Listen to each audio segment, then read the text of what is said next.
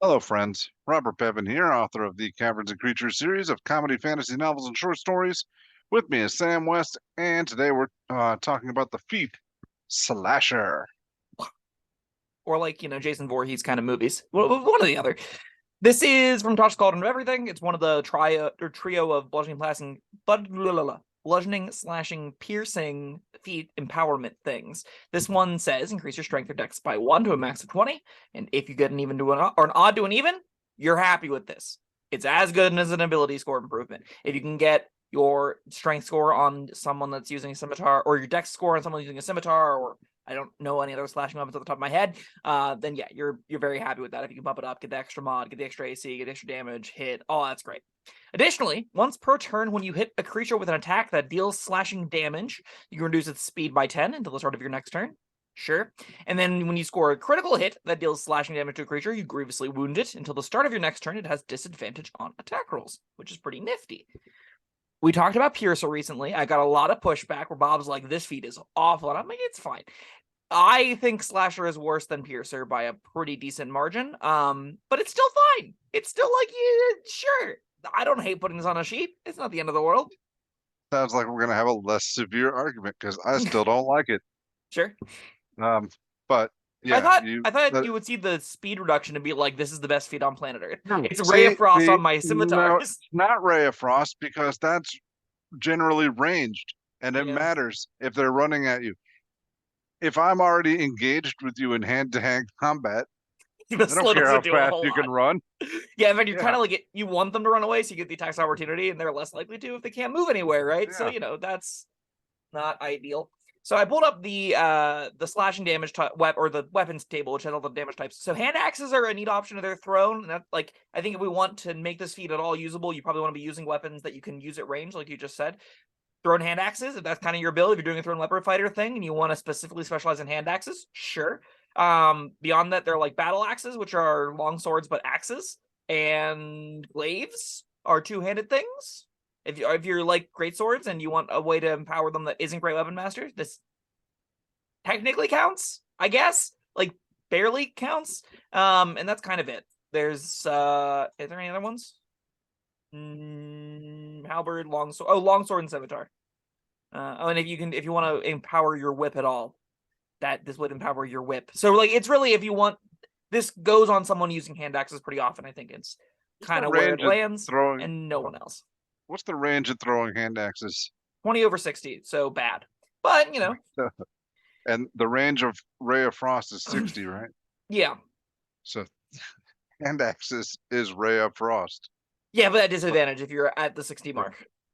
I mean, like, conceivably is the play pattern where you are 20 feet away from them exactly. You hit them with your throw or hand axe. They're slowed. You move back 20 feet, and then they can't reach you with a single move, and they have to dash. And you're like, okay, that kind of happened, but that seems Now unbelievably unlikely to actually come to fruition, right?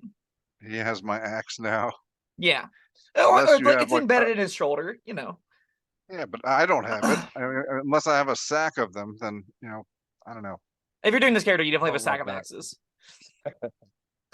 The other thing that we haven't touched on is the crit upgrade, where if you crit, things have disadvantage on their attack rolls. I actually like this text. I don't think it's that good, but I like it. I think this having crit rewards that aren't more damage is interesting inherently. It lets players that want to fish for crits and do the lower crit range, maximize advantage effectiveness, reroll dice whenever possible kind of builds have something else to do outside of watch big number go bigger. That being Like said, those builds tend to just kind of want to see the biggest number possible, which makes this fun. Do I really want to be doing this whenever this doesn't I really like improve my damage? Yeah. pressure hit thing a lot better. Yeah. That gives other people advantage on hitting this target. This gives the target disadvantage, and I also don't like the little flavor. You grievously wound it, and then it follows with until the start of your next turn. That doesn't sound grievously wounded. It sounds like you hit them in the head and they're a little bit dazed for a moment, is what it sounds like, right? It's like you're just briefly seeing stars whenever someone cuts you open with a great sword, and doesn't exactly line up 1-to-1. Yeah, I think of all the three, this is the worst by a pretty, not a huge margin, by a little margin. Again, the dex or strength bump make this good enough on characters that are getting that odd to an even, and I would put it probably somewhere near like Cavern Brawler levels of utility beyond that, and that like if you want 1 in 20 of your attacks or a little bit more than that to impose disadvantage on attack rolls, sure. If you're playing like someone with a long sword and great or in shield and want something that's like a little bit of damage and a little bit of slow and a little bit of disadvantage on attack rolls kind of stuff, this kind of does that. You could use this as a method to try and like engage a bunch of monsters that are trying to get behind you, get to your allies, and you like slow a thing, slow a thing, slow a thing. I don't see that being How often is that happening? not often, and that's why it's like, this doesn't seem great.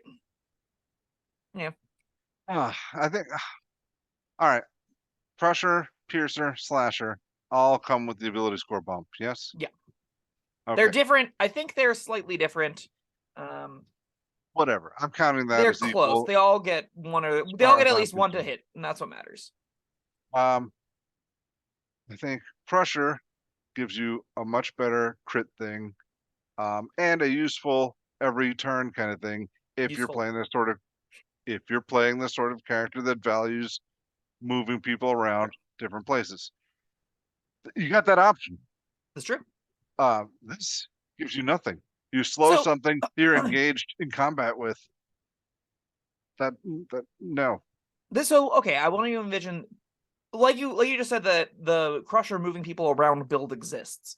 If you're playing a character that's playing full skirmisher, if you're playing a character that has 2 scimitars like a ranger and is running around with the mobile feat and his objective is to lock down a battlefield, right? Having someone that just dashes from target to target, slow 10 feet, slow 10 feet, slow 10 feet, and just being out speeding everyone, dashing around, making the entire enemy team lethargic, I think that build is about as practical as the Crusher builds most of the time, as far as like getting something to actually come to fruition in an interesting and meaningful way. The 10-foot slow could matter if you're like going Mach 12, and you can definitely get to go that fast if you can have other big payoffs for doing the skirmisher fantasy. Slasher can go on that specific character sheet. It is a very niche character sheet. That's why I'm not like saying it's good by any stretch. The average character, it doesn't have a whole lot of use for the Slasher slow, much like I don't think the average character has much use for the 5-foot shove of Crusher. And I do agree that the Crusher's crit is a little bit better, but again, these crit ranges aren't super valuable on characters that aren't like doing crit fishing, because again, if 1 in 20 of your attacks is empowered, it's slightly more than that because of advantage. It's not like a particularly riveting feature. Most of this comes back around to increasing your strength or dex score by 1. So yeah, I don't think Slasher's abysmal. I do think that the slow isn't entirely unusable at exact specific builds.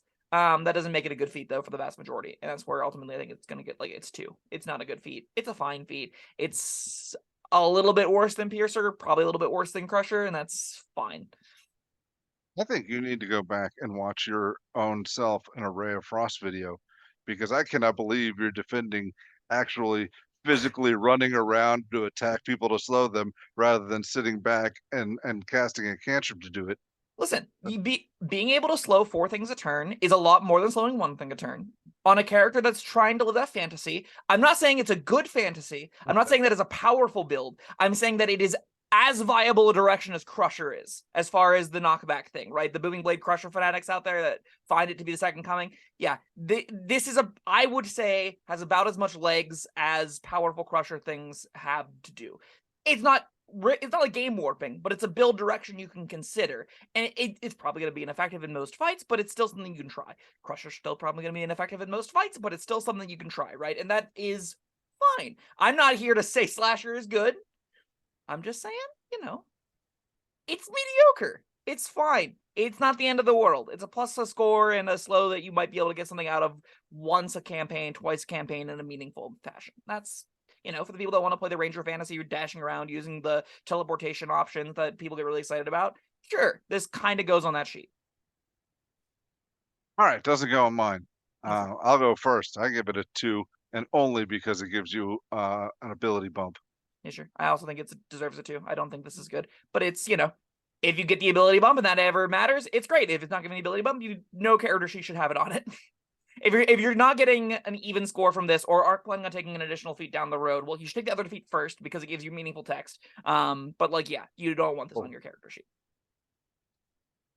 All right, that was What was that? Slasher. That was Slasher. Thank you, Sam, and thank you everyone for joining us. Let us know what you think of Slasher in the comments. And yeah, we'll see you next time. Bye-bye. Thank you for watching. If you found this helpful, informative, or entertaining, I'd really appreciate it if you hit the like button below.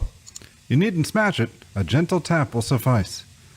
If you want to see more videos like this, subscribe to the channel. And make sure you check out the links in the description where you'll find my Caverns and Creatures series of comedy fantasy novels, Sam's full review of The Spell, and other fun things.